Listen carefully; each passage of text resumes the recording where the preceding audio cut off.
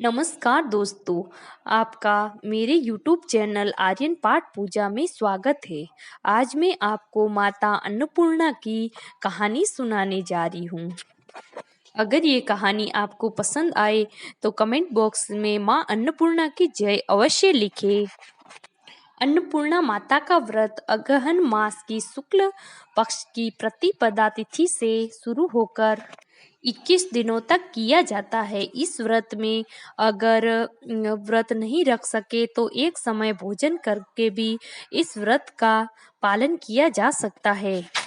इस व्रत में सुबह जल्दी उठकर नहा धोकर फिर घी का दीपक जलाए अन्नपूर्णा माता को और फिर माता अन्नपूर्णा की कथा पढ़े और भोग लगाए।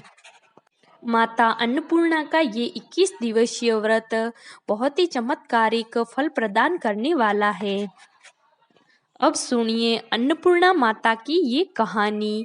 एक समय की बात है, एक गांव में धनंजय नाम का एक व्यक्ति रहता था। उसकी पत्नी का नाम सुलक्षणा था। उसे सभी सुख की प्राप्ति थी, परंतु उसका निर्धनता ही उसके दुखों का कारण था। ये दुख उसे हमेशा सताता रहता था। फिर वो एक दिन अपने पति से बोली, आप कुछ काम कीजिए तभी काम चलेगा। इस प्रकार काम कैसे चलेगा? सुलक्षणा की बात धनंजय के मन में बैठ गई और फिर वो जाकर भगवान शंकर के विश्वनाथ जी के मंदिर के आगे जाके बैठ गया और कहने लगा, हे भगवान, मैं पूजा पाठ नहीं जानता हूँ और आप ही मेरी मदद कीजिए। मैं तुम्हारे भरोसे बैठा हूँ। इतना कहकर वो 2 दिन तक वहां पर भूखा प्यासा वहीं पर बैठा रहा। ये देखकर भगवान शंकर ने उस व्यक्ति पर प्रसन्न होकर उसके कान में 3 बार माँ अन्नपूर्णा अन्नपूर्णा अन्नपूर्णा ऐसे कहा। ये कौन और क्या कह गया, इस सोच में पड़ गया धनंजय। फिर वो वहीं मंदिर में बैठा था तो उसने पंडितों को आते हुए देखा। फिर उसने उन पंडितों से पूछा कि हे पंडित जी, ये अन्नपूर्णा कौन है? तब उस पंडितों ने कहा कि तूने अन्न छोड़ रखा है, इसलिए तुझे अन्न का ही सूझ रहा है। घर जा और अन्न ग्रहण कर। फिर वो अपने घर चला गया और घर जाकर अपनी पत्नी को सारी बात बताई। फिर उसकी पत्नी ने कहा कि आप चिंता मत करो, भगवान शंकर ने आपको राह दिखाई और कहा कि भगवान शिव ने आपको ये मंत्र दिया है और इस मंत्र का खुलासा वो स्वयं ही करेंगे। आप फिर से जाकर उनकी आराधना करो। अपनी पत्नी की बात सुनकर धनंजय फिर से जाकर वैसे के तैसे पूजा करने के लिए बैठ गया और फिर भगवान आज्ञा दी और कहा कि तुम पूर्व दिशा में चले जाओ। वो पूर्व दिशा में चलने लगा और रास्ते में फल खाता और झरनों का पानी पीता और फिर आगे चलता रहता। इस तरह से वो कितने ही दिन चलता रहा। फिर वहां उसको आगे चांदी सी चमकती हुई सुबह देखने को मिली। सुंदर सरोवर दिखा और उसके किनारे पर कितनी ही अप्सराएं झुंड बनाकर बैठी हुई दिखी और एक कथा कहती थी और बार बार माँ अन्नपूर्णा इस प्रकार से कहती थी। ये अगहन मास की उज्ज्वली रात्रि थी और आज से ही व्रत का प्रारंभ था। जिस शब्द की खोज में वो निकला था वो शब्द उसे वहां सुनने को मिला। वो उन देवियों के पास और कहने लगा, हे देवियों, तुम ये क्या कर रही हो? तब वो अप्सराएं बोली, हम माँ अन्नपूर्णा का व्रत करते हैं। तब वो धनंजय बोला कि व्रत करने से क्या होता है, ये कभी किसी ने किया भी है क्या? इसे कैसे किया जाए और कब किया जाए, इसकी विधि क्या है? आप लोग मुझे भी बताइए। धनंजय ने उन अप्सराओं से कहा। तब उन अप्सराओं ने कहा कि इस व्रत को कोई भी कर सकता है। 21 दिनों तक किया जाता है और 21 दिन तक अन्न का सूत ले और 21 दिन तक भी भूखा ना रहा जाए तो एक दिन के लिए जरूर ले। यह भी ना बने तो केवल कथा सुनकर प्रसाद ले। निराहार रहकर कथा करे और कथा सुनने वाला अगर कोई ना हो तो पीपल के पत्तों को रखकर उसके ऊपर सुपारी या धृत कुमारी वृक्ष को सामने रखकर दीपक को साक्षी मानकर सूर्य, गाय या भगवान शिव को बिना कथा सुनाए मुंह में अन्न का दाना ना डाले। अगर भूल से भी अन्न खाया जाए या फिर मुंह में कुछ पड़ जाए तो एक दिन छोड़कर दूसरे दिन उपवास करे और व्रत के दिन क्रोध ना करे और झूठ भी ना बोले। तब धनंजय बोला, इस व्रत को करने से क्या होगा? तब अप्सराओं ने कहा, इस व्रत को करने से अंधों को नेत्र मिले हैं, लूलों को हाथ पैर मिले, निर्धन के घर धन आए, बांझ के घर संतान पैदा हो, मूर्ख को विद्या आए। जो जिस कामना से व्रत करता है माँ अन्नपूर्णा उसकी सभी मनोकामनाएं पूर्ण करती है। तभी धनंजय बोला, बहनों, मेरे पास भी विद्या नहीं है, धन नहीं है, मैं तो एक ब्राह्मण हूँ और बहुत गरीब हूँ, मुझे भी इस व्रत का सूत दोगे? तब उन अप्सराओं ने कहा, हाँ भाई, तुम्हारा कल्याण हो, हम तुम्हें भी इस व्रत का सूत देंगे। और कहा, बैठ जाओ और लो ये एक धागा लो। और फिर धनंजय ने वो सूत लिया और फिर उसने व्रत किया। फिर उसने धनंजय का व्रत पूरा होते ही सरोवर में से 21 खंड की हीरा मोती जड़ी हुई एक सीढ़ी प्रकट हुई। धनंजय उस सीढ़ी पर चढ़ गया और अन्नपूर्णा अन्नपूर्णा कहता हुआ कितनी ही सीढ़ियां उतर गया। तो क्या देखता है कि करुण सूर्य के प्रकाश में माँ अन्नपूर्णा का मंदिर है। उसके सामने स्वर्ण सिंहासन पर माता अन्नपूर्णा विराजमान है और उनके सामने भिक्षा लेने के रूप में भगवान शिव खड़े हैं और देवांगनाएं चंबल ढुलाती है, अपने ही हथियार बांधे वहां पहरा देती है। धनंजय वहां जाकर माँ जगदम्बा के चरणों में पड़ गया।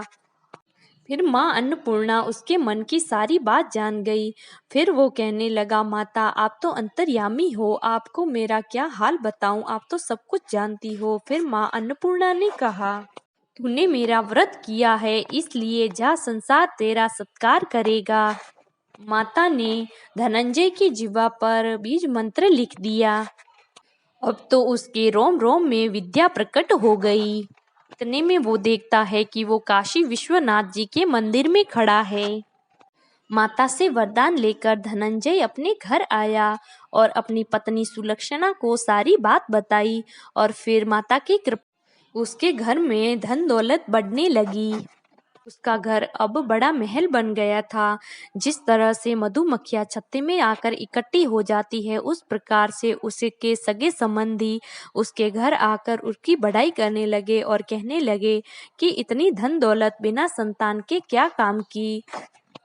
इतने बड़े घर और धन का भोग कौन करेगा बिना संतान के। सुलक्षणा से तुम्हें संतान नहीं है, इसलिए तुम दूसरी विवाह कर लो। और अनिच्छा होते हुए भी उसने दूसरा विवाह किया और सती सुलक्षणा को सौत का दुख उठाना पड़ा। फिर सुलक्षणा से नई नवेली बहू से कहलवाया और कि हमें ये अन्नपूर्णा माता का व्रत छोड़ना नहीं चाहिए, वापस से शुरू करना चाहिए। और कहा कि हम लोग इतने सुखी और संपन्न हैं, ये सब माँ अन्नपूर्णा की कृपा है। फिर धनंजय सुलक्षणा के यहाँ आया और जाकर व्रत पर बैठ गया।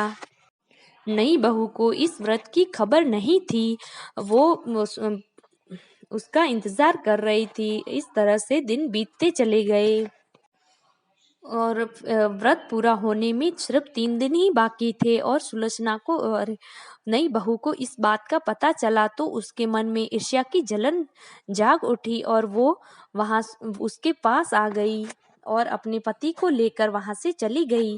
नए घर में जाने के बाद धनंजय को वहां नींद आ गई और नई बहू ने उसके गले में से व्रत का धागा निकालकर आग में फेंक दिया।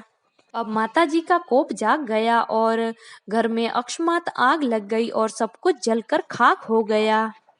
सुलक्षणा सारी बात जान गई और अपने पति को वापस अपने घर ले आई और ये बात जानकर नई बहू रूठकर अपने पिताजी के घर चली गई। फिर सुलक्षणा अपने पति को परमेश्वर मानने वाली सुलक्षणा बोली, घबराइए मत, माता की कृपा अलौकिक है। पुत्र कुपुत्र हो जाता है परंतु माता कुमाता नहीं होती है। अब आप श्रद्धा और भक्ति से व्रत शुरू करो, वो अपना कल्याण जरूर करेगी। धनंजय फिर माता की भक्ति में लग गया और सरोवर में फिर से वो सीढ़ी प्रकट हुई और धनंजय उस सीढ़ी पर चढ़ गया और माता अन्नपूर्णा कहता हुआ उस सीढ़ी से नीचे उतर गया। वो माता अन्नपूर्णा के चरणों में जाकर रुदन करने लगा। फिर माता प्रसन्न हो गई और बोली, यह ले मेरी स्वर्ण की मूर्ति ले और तू फिर से सुखी हो जाएगा। तुझे मेरा आशीर्वाद है और तेरी पत्नी सुलक्षणा ने मेरा श्रद्धापूर्वक व्रत किया है, इसलिए मैंने उसको पुत्र प्रदान किया है।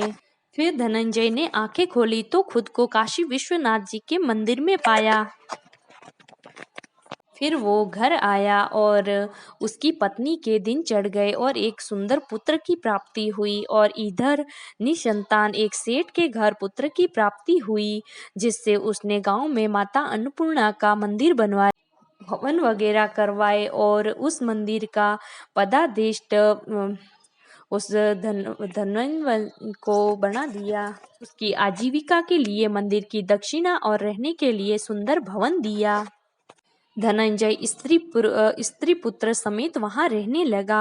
माताजी के चढ़ावे में दिनों दिन बढ़ोतरी होने लगी और इधर उस नई बहू के पिता के घर डाका पड़ा और वहां का सब कुछ लूट कर भिक्षा मांगकर खाने लगे। और ये बात जब सुलक्षणा को पता चली तो उसने उनको वहां बुलवा दिया।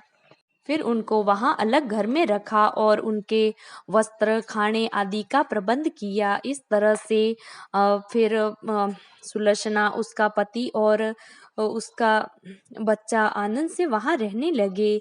और ये बात जब गांव में पता चली तो सब आश्चर्यचकित हो गए। हे तो इस प्रकार से माँ अन्नपूर्णा ने उन धनिष्ठर और उसकी पत्नी सुलक्षणा पर अपनी कृपा बनाई। हे माता अन्नपूर्णा, आपने जिस प्रकार धनंजय पर और उसकी पत्नी सुलक्षणा पर अपनी कृपा दृष्टि बनाई है, वैसी हम सब पर बनाए रखना। और अगर आप लोग मेरे चैनल पर नए हो तो चैनल को लाइक, शेयर और सब्सक्राइब जरूर कर दीजिएगा। धन्यवाद।